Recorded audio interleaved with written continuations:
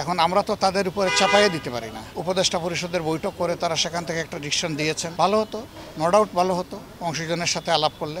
সদিচ্ছা থাকলে সবই সম্ভব। আর প্রথম যেটা বলেছেন যে রাজনৈতিক অংশীজন যারা, তাদের সাথে আলোচনা করলে যেহেতু ম্যাটারটা একটা পলিটিক্যাল ম্যাটার, ভালো হতো, এটা আমরাও উপলব্ধি করি।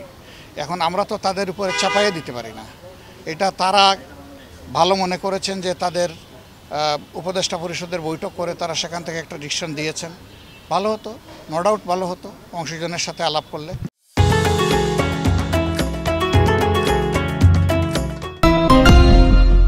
তারপরেও যেটা হয়েছে, আগামীকাল কিভাবে আসে সেটা দেখার পরে আমরা গতিপথ নির্ধারণ করব ইনশাল্লাহ। কিভাবে আসে জনগণের সামনে সেটার অপেক্ষায় আমরা আছি। ওখানে যদি স্পষ্ট ব্যাখ্যা থাকে, ইঙ্গিত থাকে, তাইলে কোনো দুয়াশা থাকবে না। যদি না থাকে তখন আমাদের করণীয় আমরা ঠিক করব ইনশাল্লাহ।